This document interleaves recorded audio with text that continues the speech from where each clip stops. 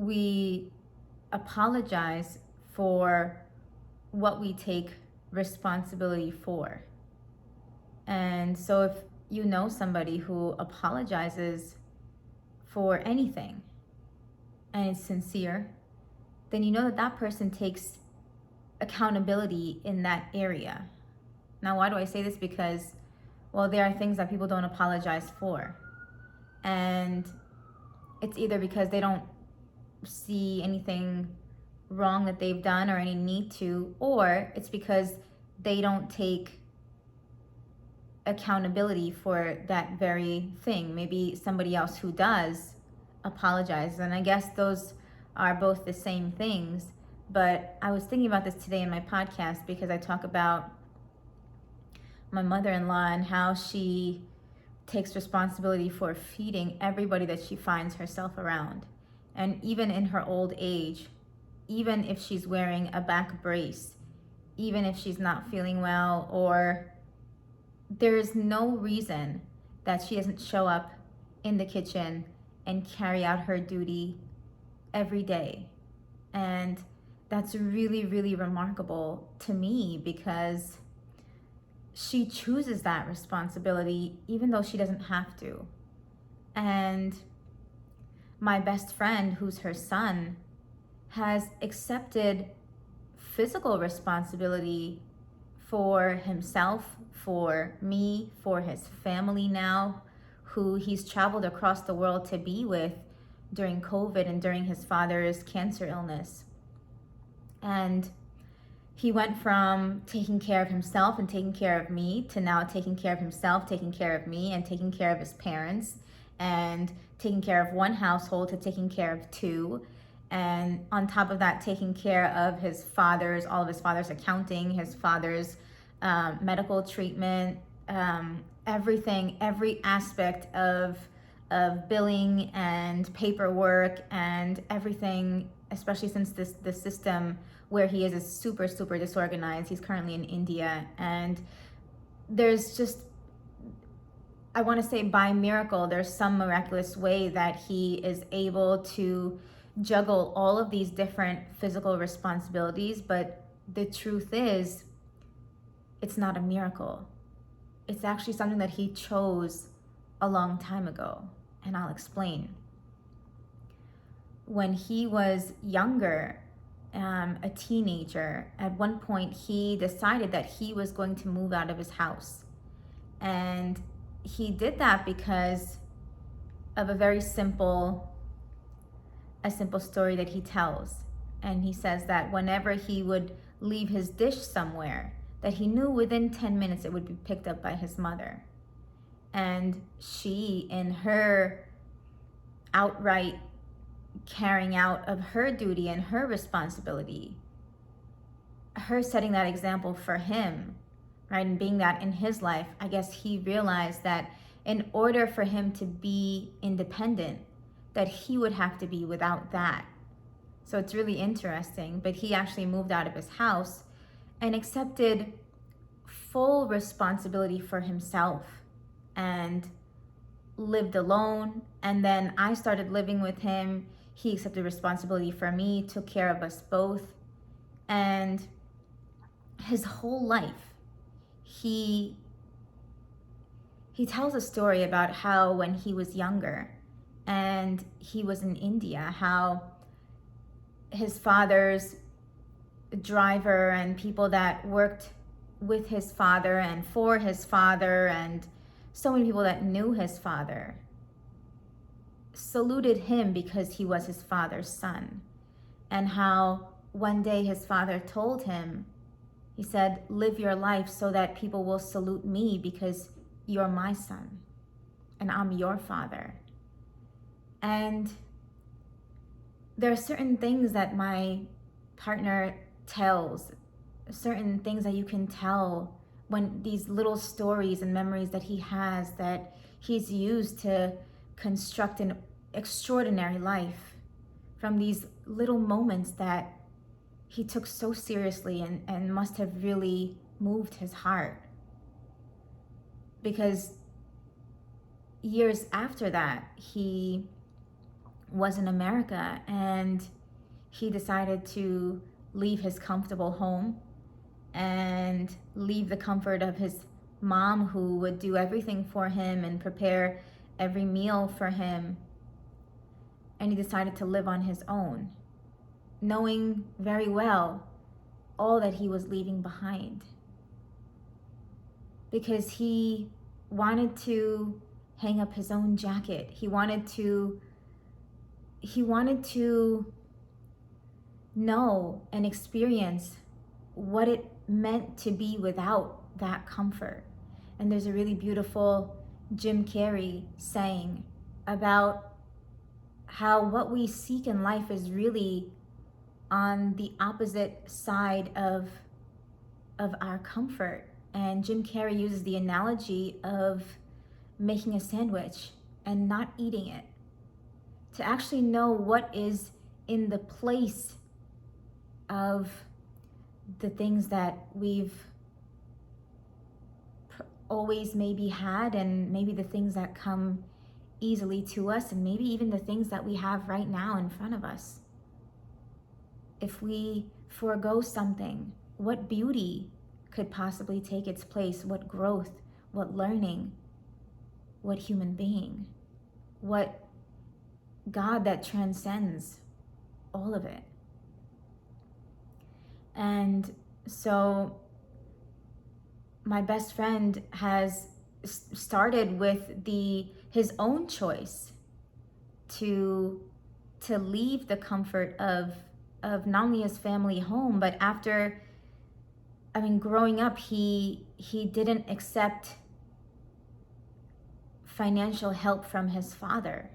And he wanted to, it would have been very easy for him. He says that he could have easily lived a very comfortable life just because of who his father had been, and how he'd never have to work a day in his life. But instead, he's been working ever since he was a teenager, in his middle teens probably. And he's worked all his life and worked very hard and has made the most of every opportunity that he's been given. And it's interesting because I think whenever we make the most of any opportunity, the universe gives us more opportunities. And my best friend is the prime example of that. He's never had to go find a job in his life, although he's worked so many and has climbed the corporate ladder. He's always just focused on being the best and going above and beyond what was required of him where he currently was. And he would always find that even if his heart told him to leave his current workplace, that a day later somebody he knew who didn't even know that he just left his job would offer him a new one. And so I think that wherever we give our all, the universe has even more in store for us, and keeps it coming, keeps on sending, opens the floodgates for anything that we give our all to and fully invest ourselves in. And so it's interesting how this human being who had every reason and every luxury to just sit and enjoy the comfort of life with his father, who was financially well off, and his mother, who did everything for him and picked up his dishes and fed him every meal, he decided to leave every comfort that he knew and go live on his own. And not only go live on his own, but he assumed responsibility for another human being and took care of us both, and acted his whole life like he had no comfort, like he had no luxury.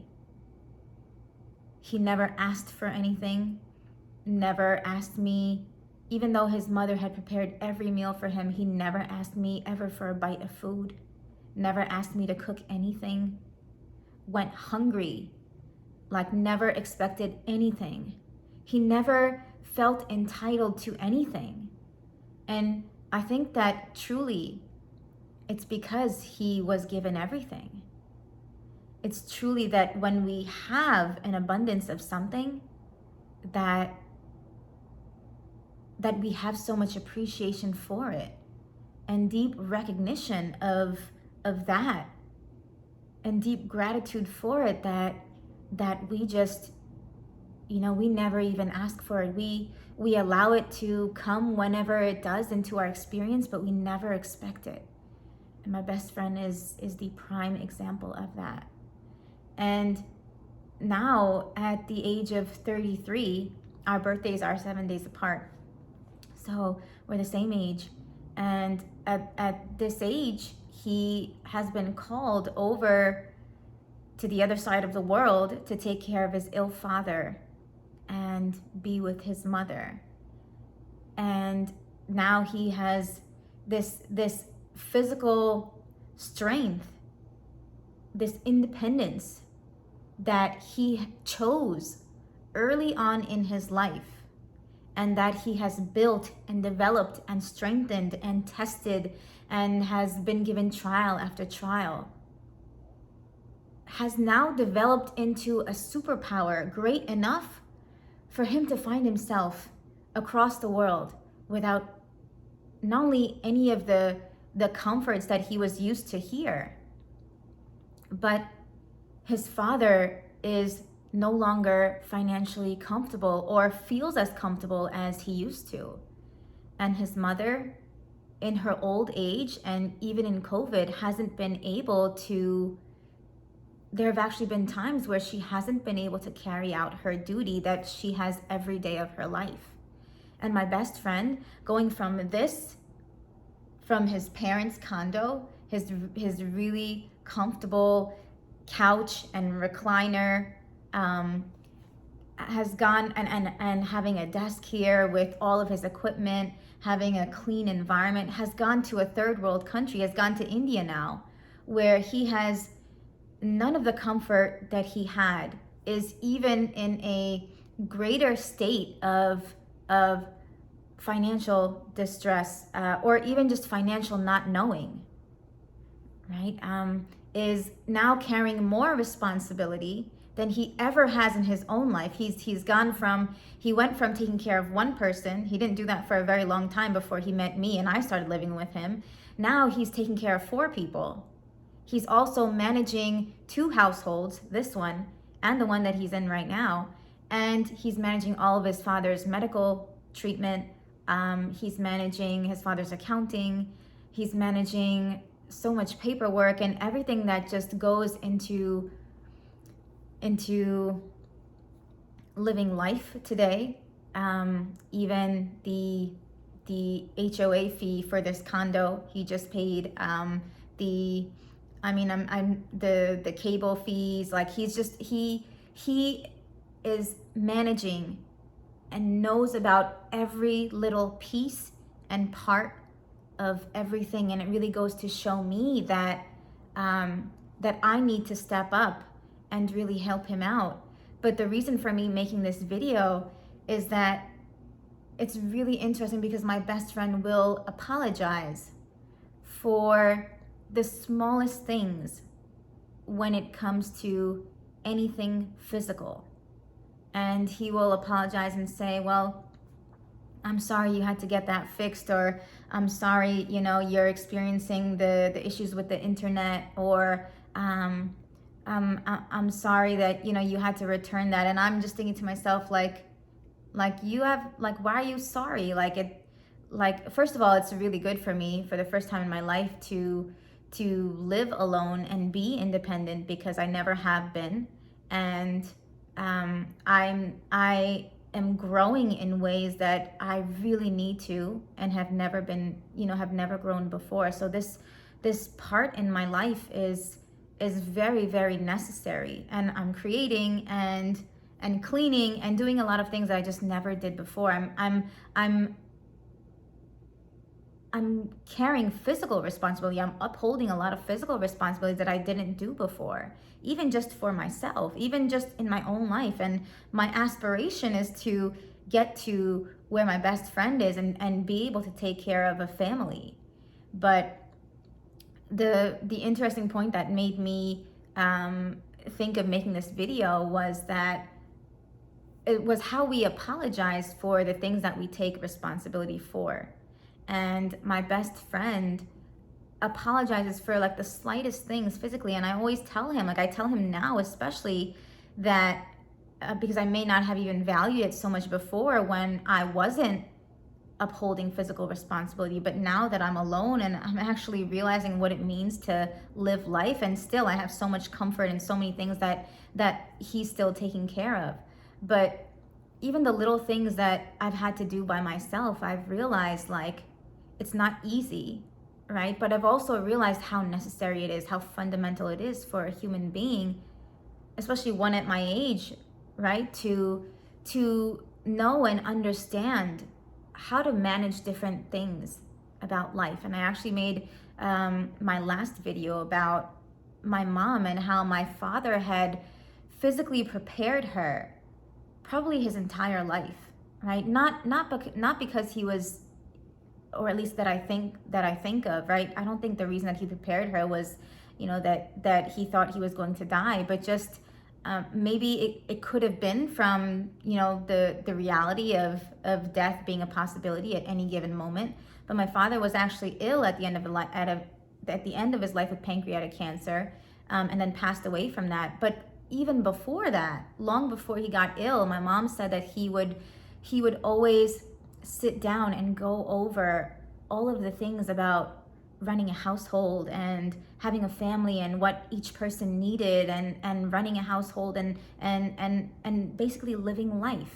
And she said that he would always try and make things easy for her. And she talked about how, even just simple things like filling up the gas tank. And I thought about my partner and how that reminds me of my partner, because my partner is constantly trying to make things easy for me.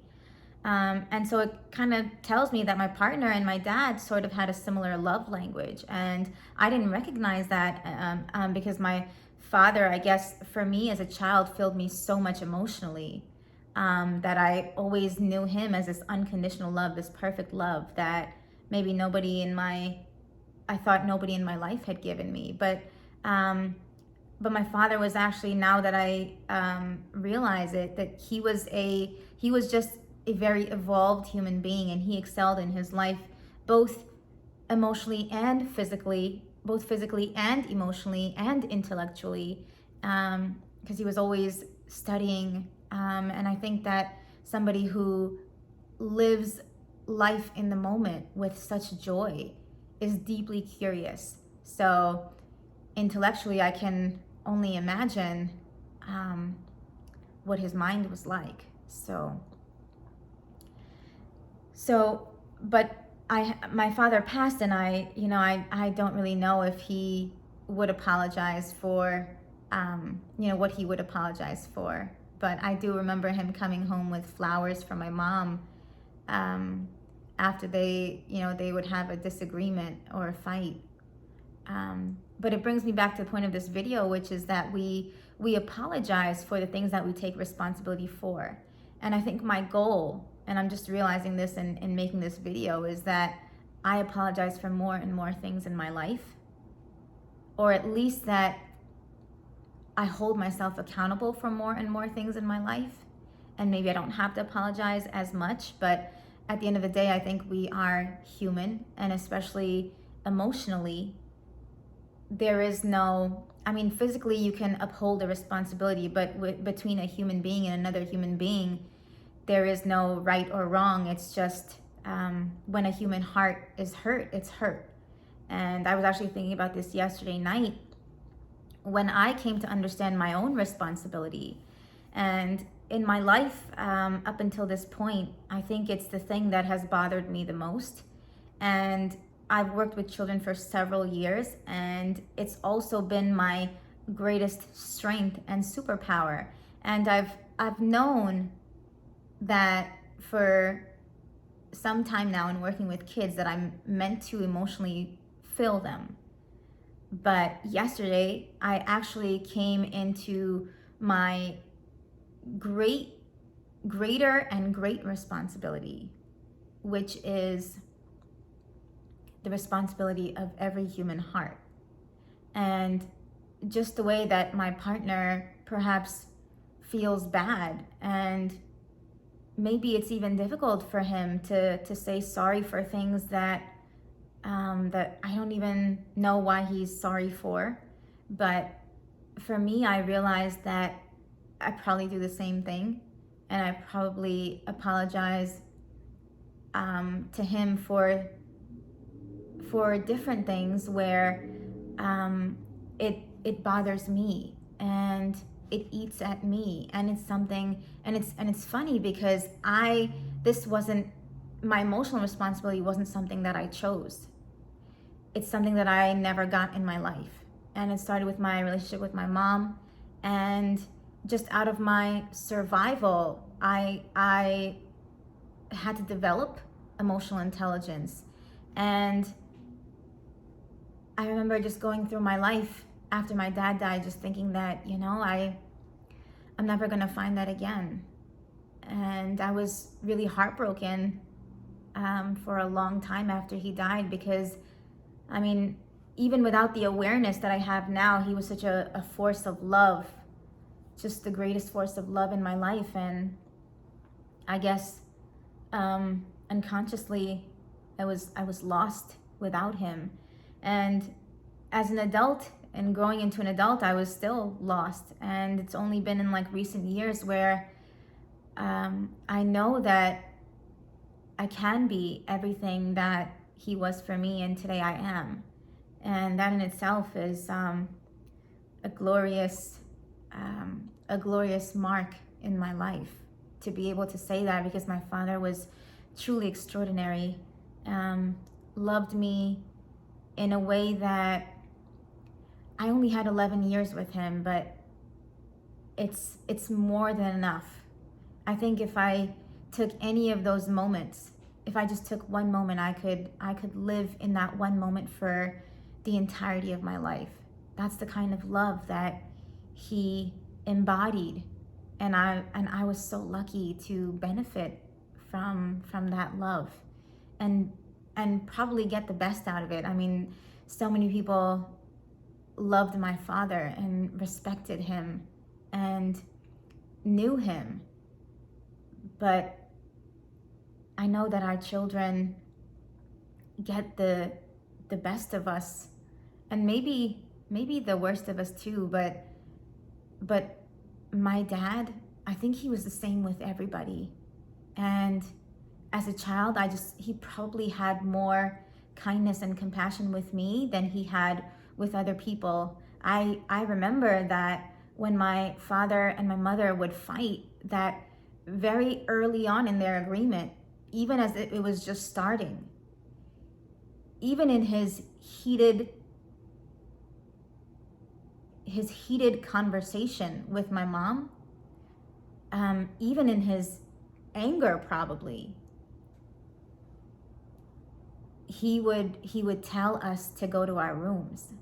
And so he never lost sight of what was best for his children. And that's why I say, I truly got the best of him. And so my partner reminds me a lot of him, and it's truly a blessing that I have my partner in my life. And so much of my dad, I come to understand through my partner, and also I get to understand things about my partner through my dad. And I don't remember my dad saying the word sorry, although he said everything else, so I just don't have those direct memories, but I'm probably sure he did. I don't think he was uncomfortable ever saying it, because that's just not the kind of person that he was. And he gave everything to his kids. He was just the perfect dad. And so it just makes me think of, well,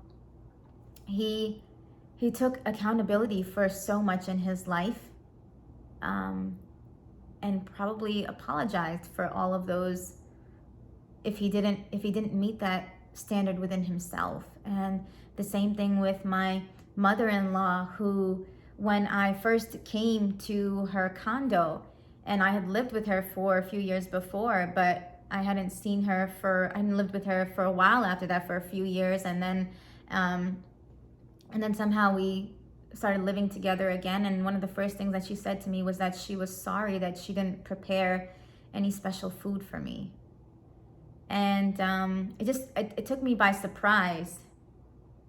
It took me by surprise because now I realize that it's because, somebody else might not even think that or say that. It was such a blessing for me to even have that food in front of me, to even have that in my life, to even have food in my belly, because she had no reason to feed me when she did. She didn't know who I was or my relationship status with her son. She didn't know if we'd have a future together, but she would think of me when she would stand at her stove, and that was enough for her.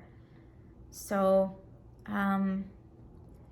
it's just interesting how she apologized for that, even though it was a blessing for me, but it's because she holds accountability for that. She makes herself accountable, and it's the responsibility that she has assumed in her life.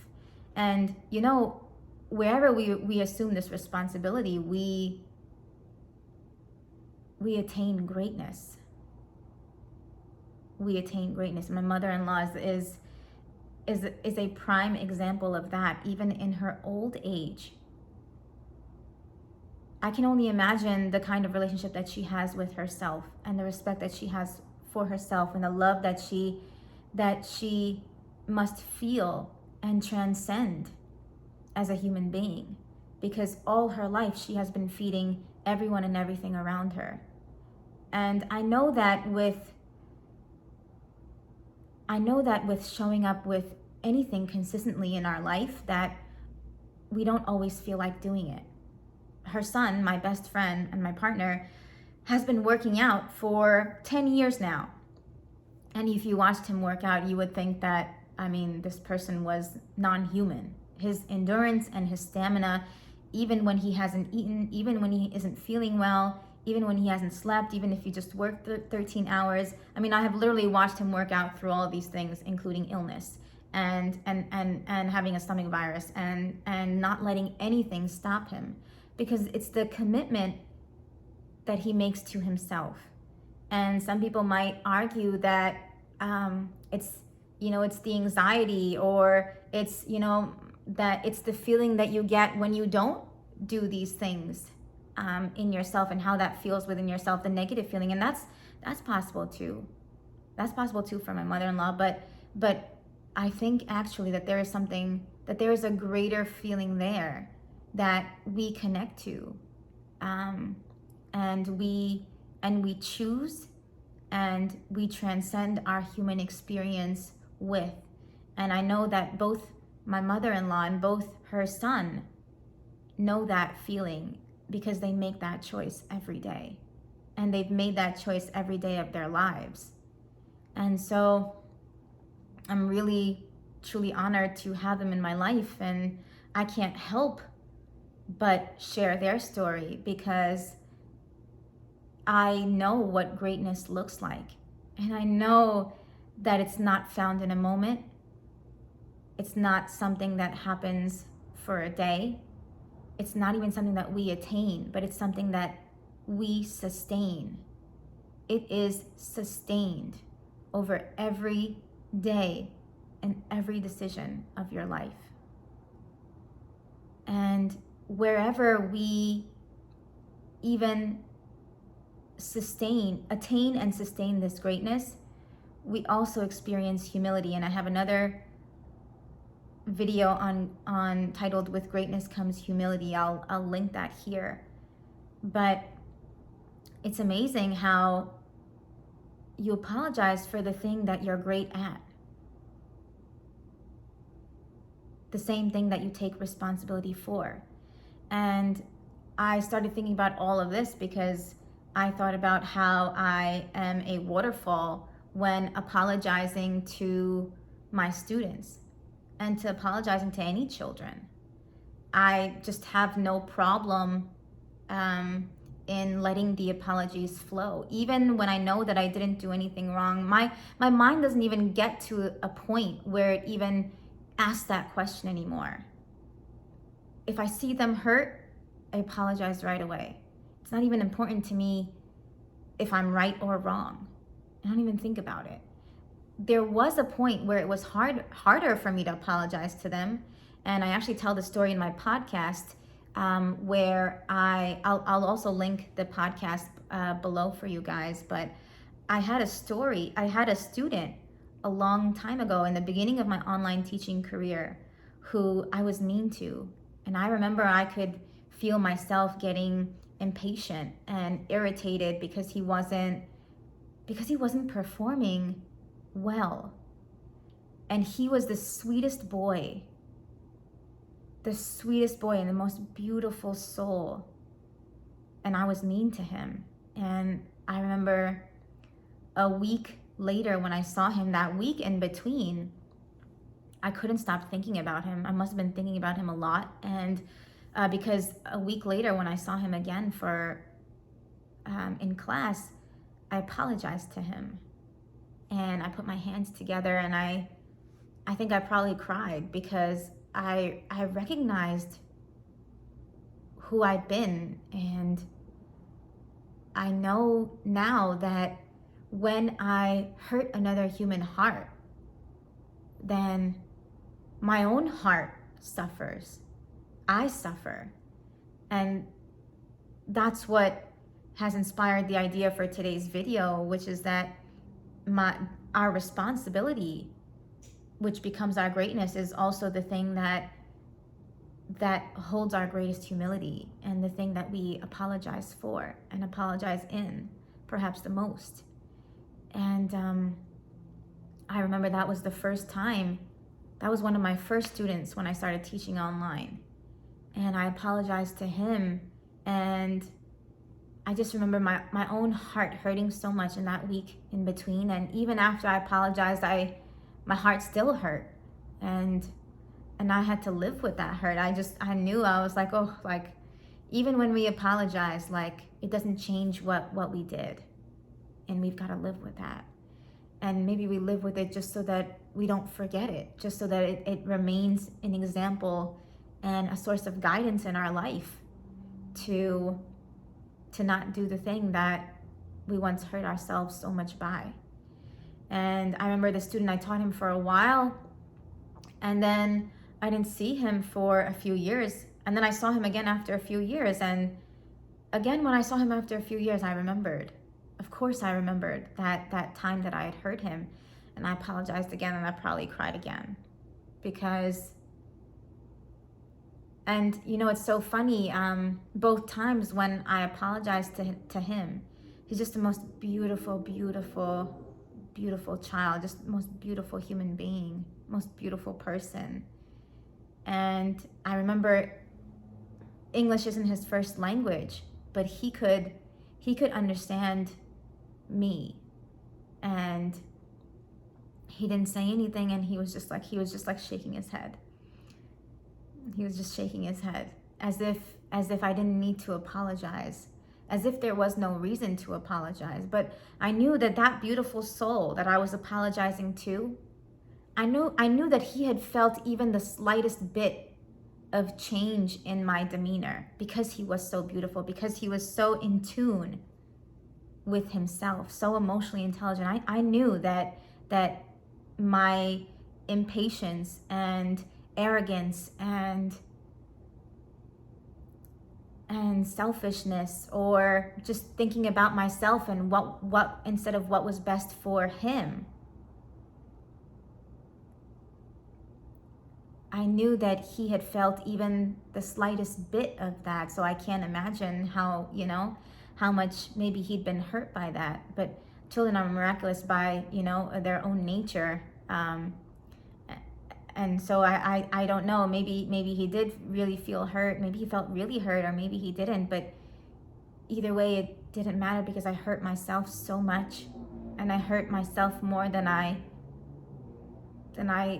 probably hurt him, even if he hurt a lot. And it's been years since then, and I've had thousands of students since then, and my online journey has taken twists and turns and turned me upside down, inside out, and I'm a completely different human being and a completely different teacher and a completely different human being, more than anything.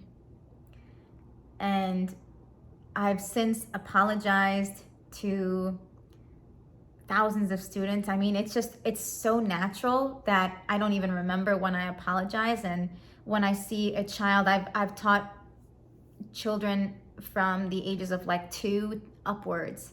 And so anytime that I just see a child on the other end of the screen upset, I don't even have to know what I've said or done.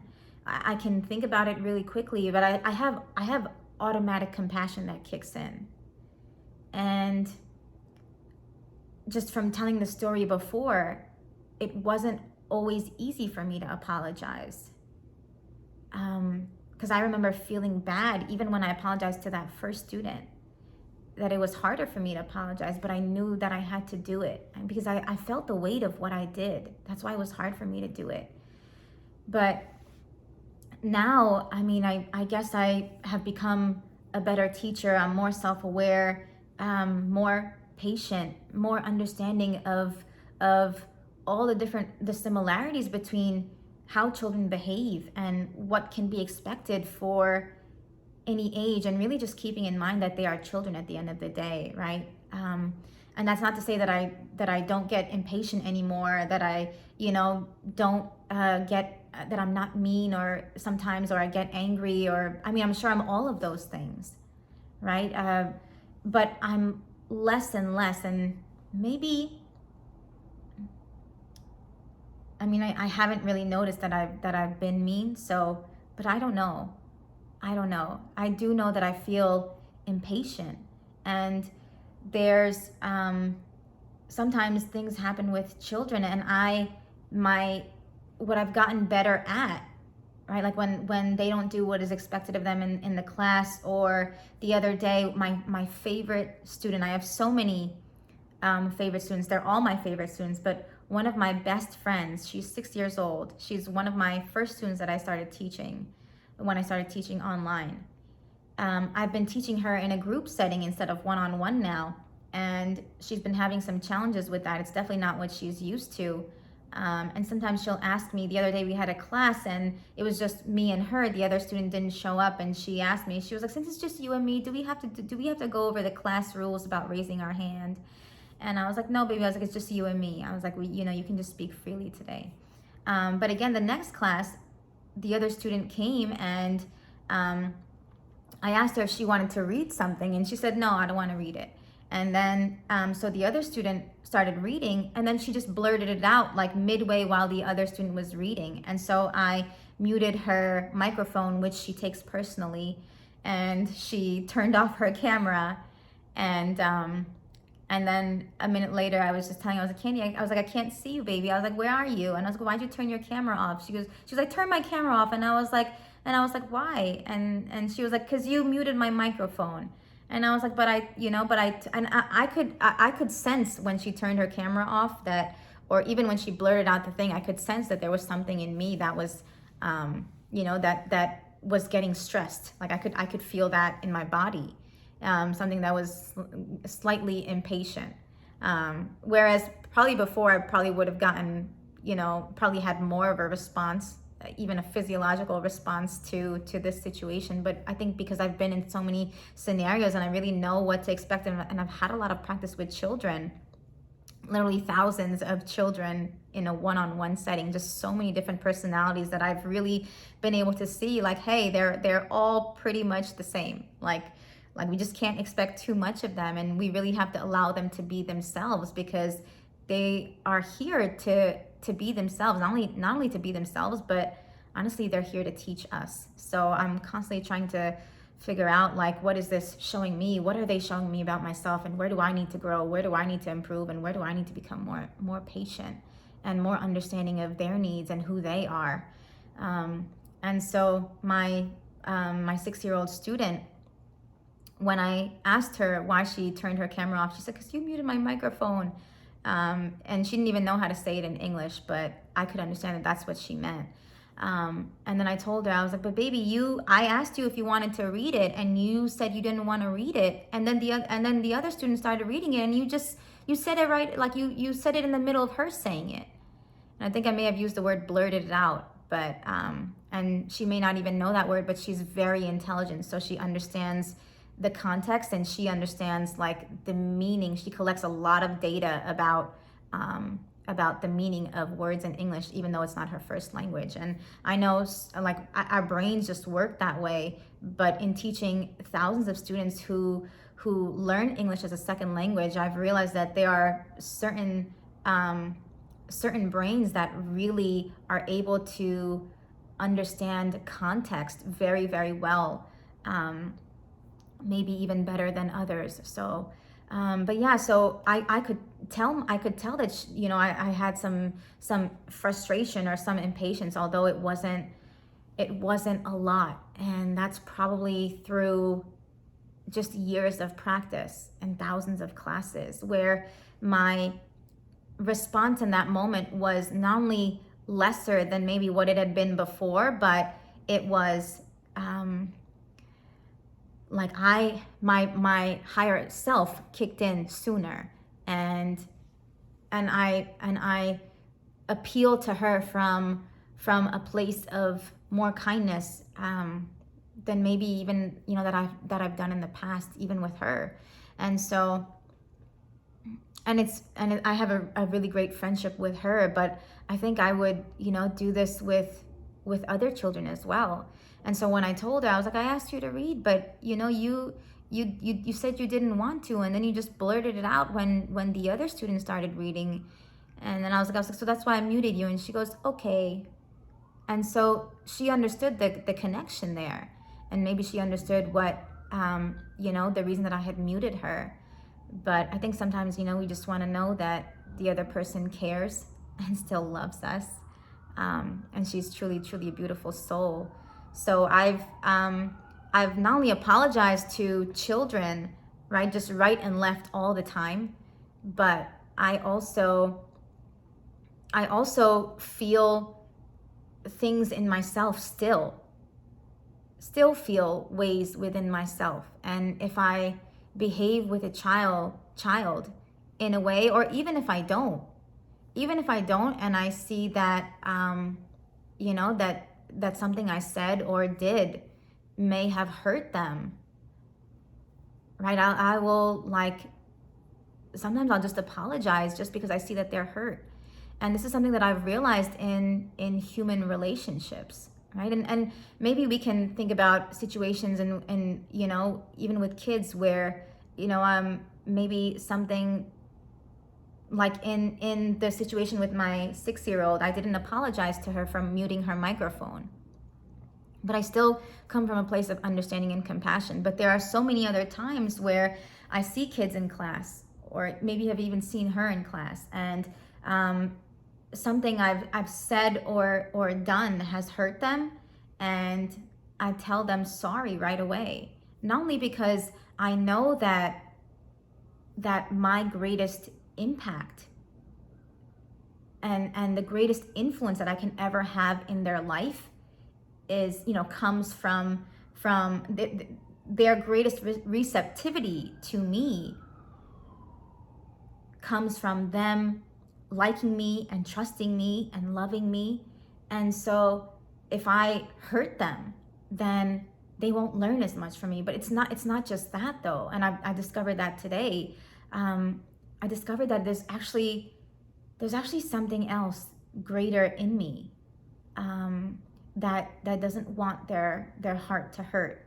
And I'm not sure how much of that comes from my own childhood trauma, but I know that very often the things that we don't get in life, we often grow and develop into our superpowers.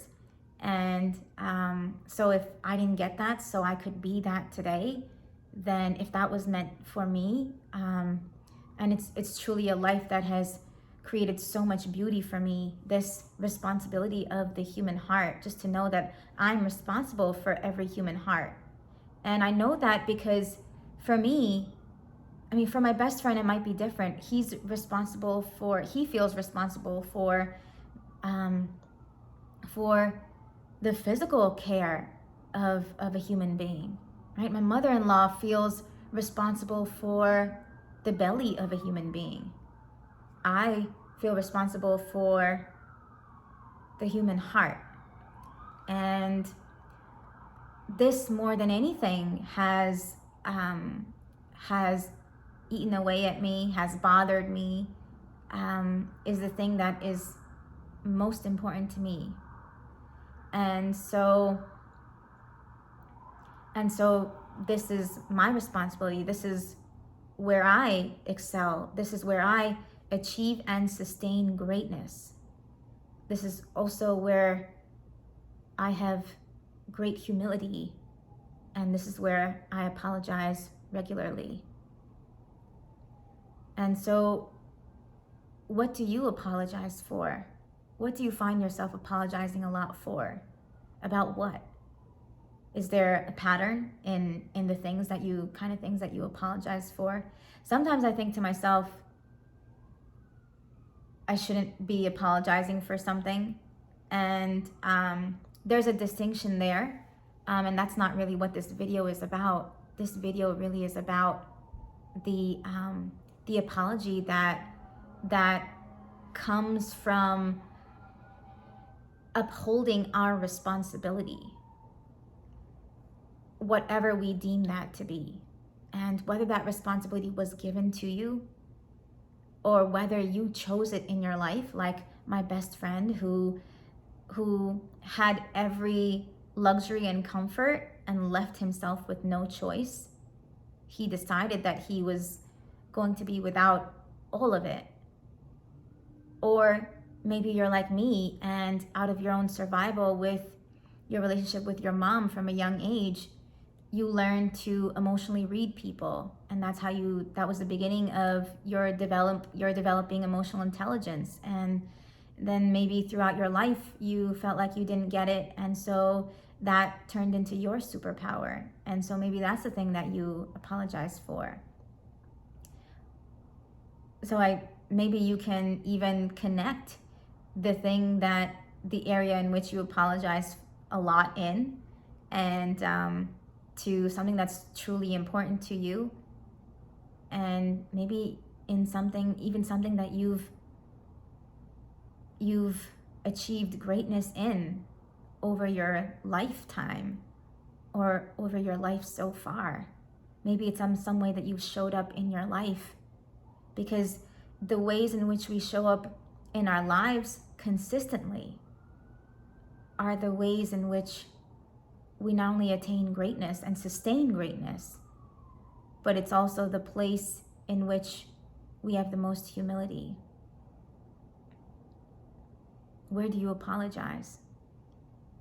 Because that's probably a place in which, if you haven't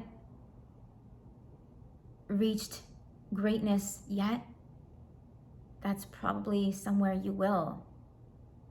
And if you sustain that, it will become your greatest gift, your greatest superpower, and your greatest contribution to humanity. I love you guys. Thank you for being here with me.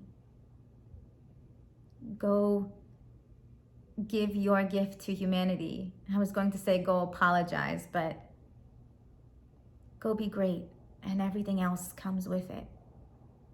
Go assume responsibility, because your life changes with it.